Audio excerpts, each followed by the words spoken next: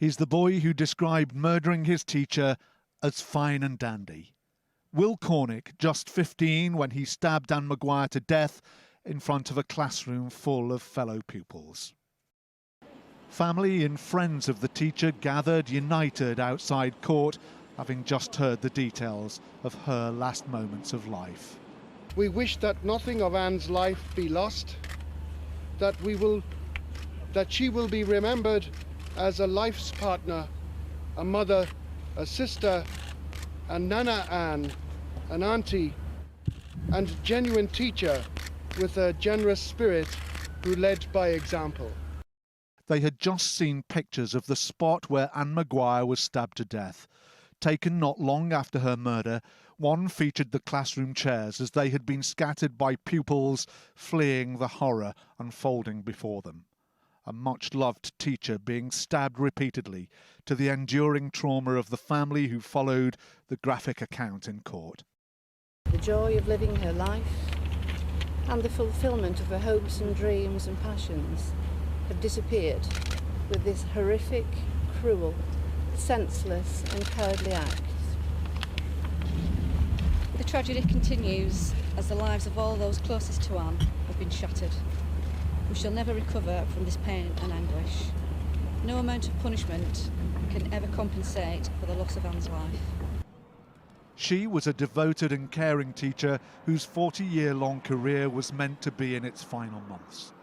Her killer was once regarded as a model pupil, polite and happy, the son of parents described in court as decent and loving. But for reasons which may never fully be revealed, he developed an irrational hatred towards his Spanish teacher. Another teacher here at Corpus Christi School in Leeds had once described the pupil as delightful, but disturbing events were emerging. The 15-year-old boy told classmates that he wanted Mrs. Maguire dead. Even on Christmas Day last year, he exchanged Facebook messages with a friend in which he spoke of his teacher's brutal killing. In February this year, he posted another Facebook message in which he said Mrs. Maguire deserves more than death, more than pain, torture, and more than anything that we can ever understand. Was the symbol on his Facebook page the typical work of a teenaged boy, or a glimpse into the darkness of his innermost thoughts? As the teacher fled her attacker, he pursued her along a school corridor. She told a colleague, "He's stabbed me in the neck." That colleague, Susan Francis, pushed her into a nearby room, holding the door shut with her foot. As the teacher was dying, her attacker returned to the room where he'd been working and spoke 2 words to the entire class: "Good times." As another teacher took hold of him, he said, "Can you be careful? My knuckle is hurting and my hand is bleeding." In later conversations with psychiatrists, he said, "I wasn't in shock, I was happy. I had a sense of pride. I still do. I did not have a choice. It was kill her or suicide." He went on to say, "I know the victim's family will be upset, but I don't care.